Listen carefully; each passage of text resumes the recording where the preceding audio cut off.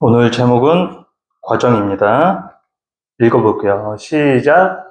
원하는 지식을 전파할 것이니 그들은 지각을 사용하고 언어를 분별하는 자들이라. 아멘. 자, 이게 개구리의 성장 과정이에요. 알에서부터 어른이 되기까지 성장 과정입니다. 과정은 무엇인가요? 원인과 결과 사이에 있는 거죠. 저번에 원인과 결과는 우리가 인과율로 배웠어요. 그렇죠. 그럼 과정은요, 이 원인과 결과에서 목적지, 즉 결과를 얻는 방법을 과정이라고 해요. 자, 길이 있습니다. 빠른 길이 있고요. 안전한 길이 있고, 또 내가 좋아하는 재미있는 길이나 경치가 좋은 길이 있어요. 목적지는 같아도 가는 방법은 다 달라요. 이것이 과정입니다. 저는 개인적으로 이 과정을 굉장히 중요하게 생각해요. 하지만 사람들은 과정을 중요시할까요? 결과를 중요시할까요? 사모님, 과정이 더 좋아요? 결과가 더 좋아요?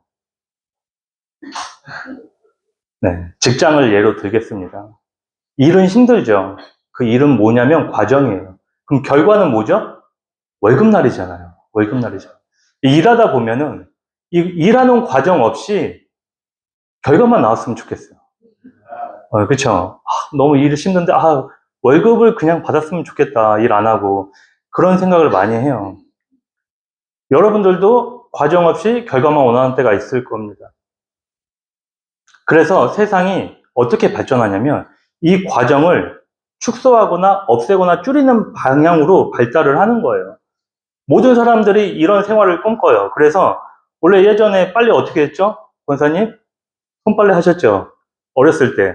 세탁기가 생겼잖아요. 그 손빨래 하는 과정이 다 줄어들었죠. 청소는 로봇 청소기가 해주잖아요.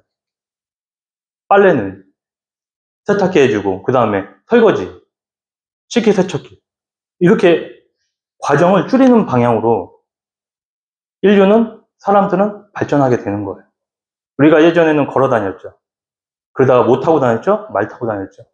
그리고 자동차. 그 다음에 뭐 타고 다니죠? 비행기 타고. 일론 머스크가 로켓을 만들고 있대요. 달까지. 이렇게 시간을 축소하는 방향, 과정을 없애는 방향 쪽으로 인류는 발달하고 있어요. 그러면 이 과정은 사라져야 될까요? 이 과정은 불필요한가요? 없어져야 되는 건가요? 아닙니다. 과정은요, 반드시 필요해요. 왜일까요? 왜 과정이 필요할까요? 과정이 있어야 결과의 소중함을 우리가 알 수가 있어요. 만약에 과정이 없이 결과만 얻는다면 사람이 어떻게 될까요? 예시를 하나 들겠습니다. 저희 어머니는요, 제가 어렸을 때 밖에서 돈도 버시고, 집안일도 하시고, 혼자 다 하셨어요. 어릴 때는 그게 당연하다고 느꼈어요.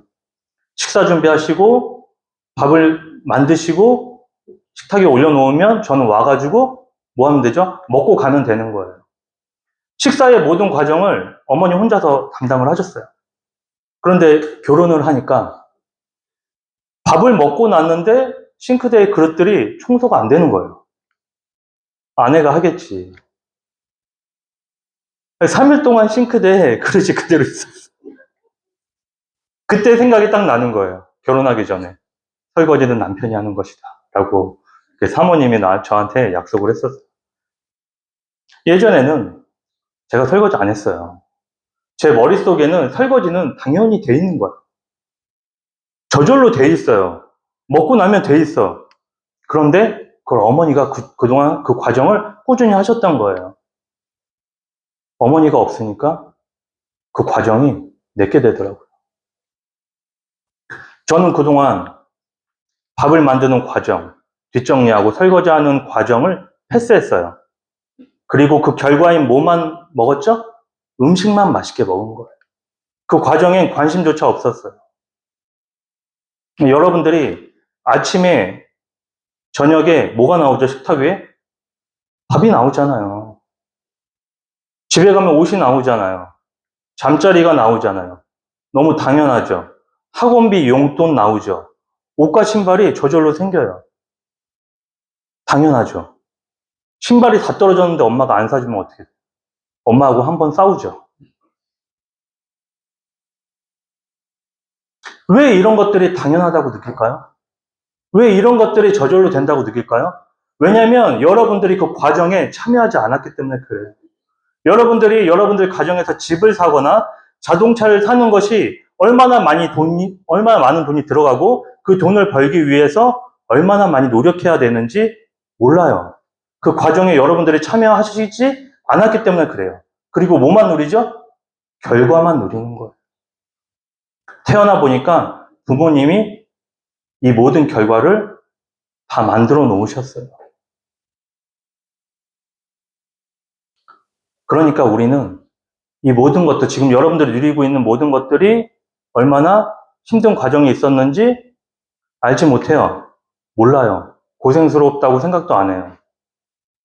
그러면 부모님들이 왜 여러분에게 이 힘든 과정에 참여하지 않도록 할까요? 사랑해서 그렇습니다.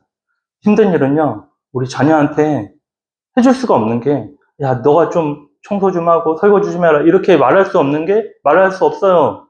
왜냐하면 힘드니까. 부모님이 하고 싶은 거예요. 하지만 이거는 안 좋습니다. 저는 여러분들이 나이는 어리지만 가족의 일원으로서 아주 작은 일은 여러분들이 해야 된다고 생각해요. 신발 정리와 자기 방 정리 정도는 스스로 해야 돼요. 먹고 나면 음식 먹고 난 그릇들은 적어도 싱크대에 갖다 놓을 수는 있잖아요. 이 과정에 여러분들이 좀 참여하셨으면 좋겠어요. 부모님들은 아이들이 이 과정에 참여할 수 있도록 또 도와주셔야 됩니다. 그렇게 함으로써 당연한 게 없다는 걸 알아야 돼요. 누군가 설거지 했기 때문에 여러분들이 깨끗한 그릇에다 식사를 할 수 있는 거예요. 누군가 방 청소를 했기 때문에 깨끗한 방, 쓰레기 정리를 했기 때문에, 빨래를 했기 때문에 깨끗한 옷을 입고 있을 수 있는 거예요. 이걸 전도사님이 지금 말해도 몰라요. 여러분들이 직접 해봐야 돼요. 해야 돼요. 그걸 경험해야 됩니다.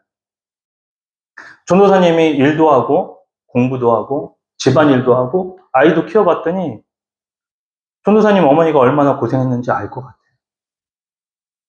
얼마나 힘드셨을까.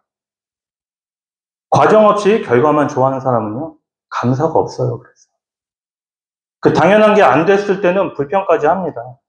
교만한 사람이 되는 거예요. 부모가 다 해주잖아요? 결국에 자녀를 망치게 됩니다. 중간 과정, 자녀에게도 어느 정도 경험하게 해야 돼요. 우리가 앞서서 배운 인과율, 그렇죠. 그리고 뿌리시는 자와 거두시는 분에서 결과는 누구의 것이라고 그랬죠? 하나님의 것이라고 그랬잖아요. 그리고 우리는 뭐에 집중하라? 과정에 집중하라고 하신 그 하나님의 말씀이 이해가 가는 거예요. 제대로 된 사람을 만들기 위한 하나님의 지혜인 거예요. 너희는 결과 생각하지 말고 뭐에 집중하라고요? 과정에 집중하라는 겁니다. 그래서 우리에게는요, 열매, 그 결과가 아니라 뭐가 더 중요할까요?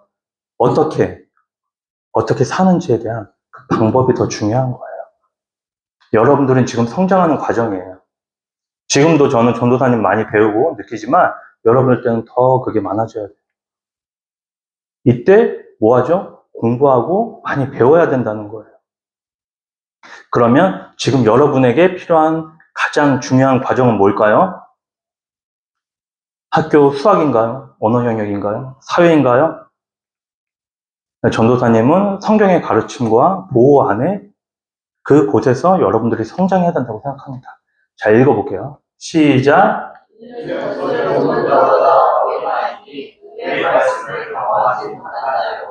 젖을 먹는 자. 어린아이들은요, 애기들은 젖을 먹어요. 그런데 내가 성장했어요. 계속 젖을 먹으면 안 되겠죠. 자, 시작.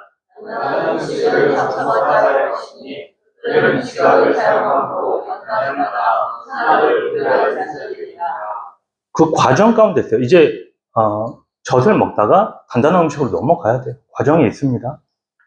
이 과정 통해서 우리가 배울 수 있는 건 뭐냐면 분별. 저번에 배웠죠. 분별력을 배웁니다. 성경은 어린아이서부터 어른이 되기까지 과정이 있다고 합니다. 우리 친구들은 여러분 나이 때는요, 스펀지하고 같아요.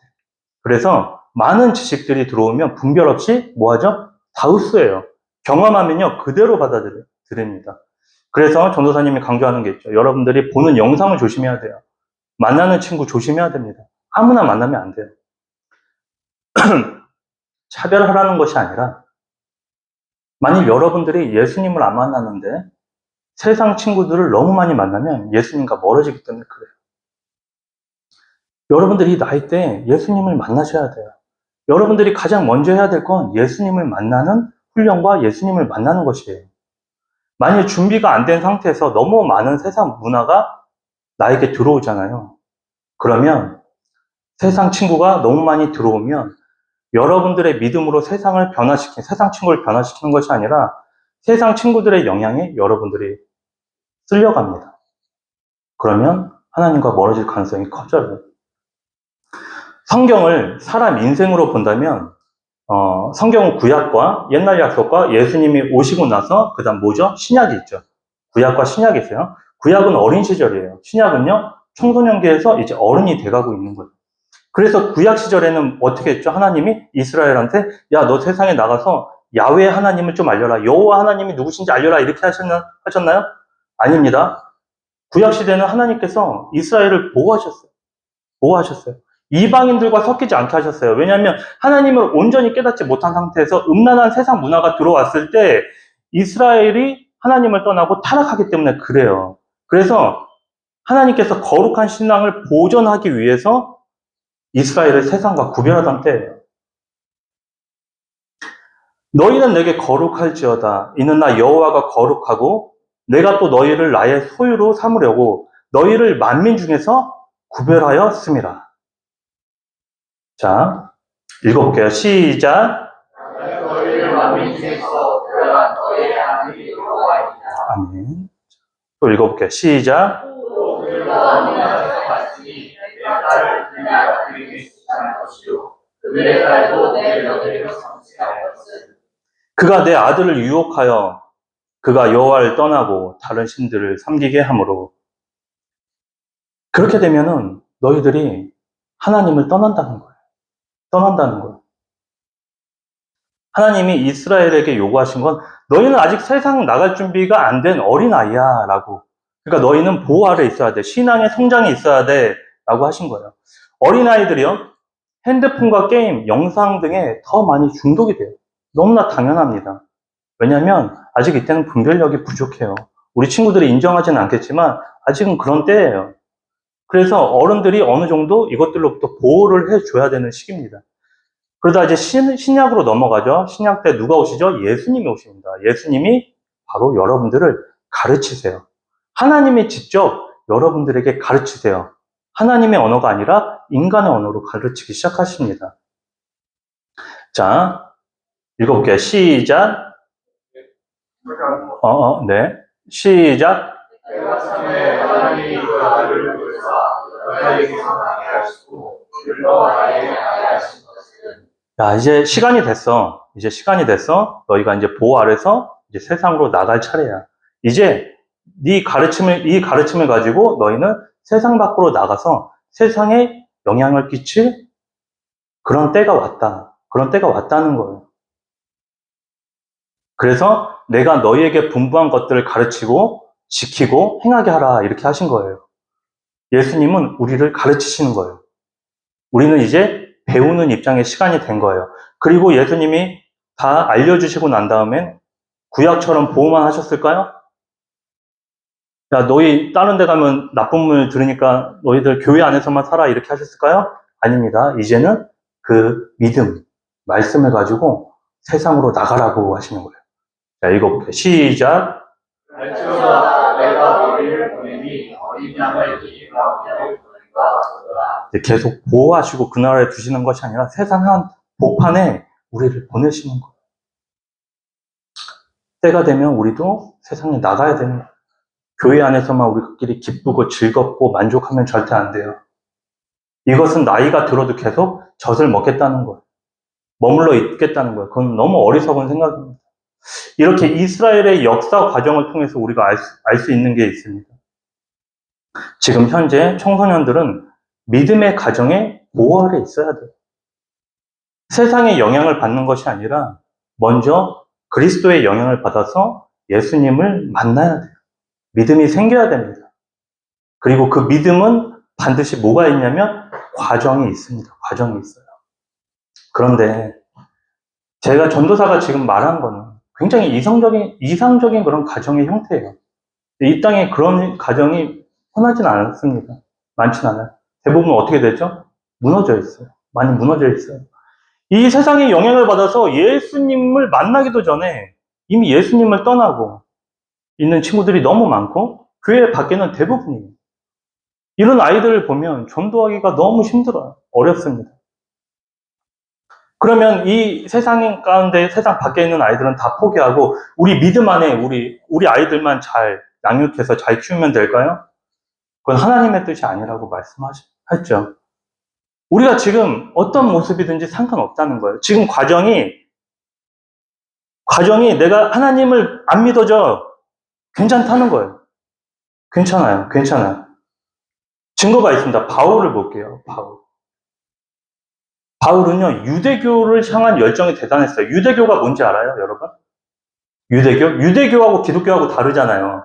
유대교는 뭐냐면요. 유대교는 하나님을 믿어요. 하지만 누구를 안 믿냐면 예수님을 부인하는, 예수님을 안 믿어요.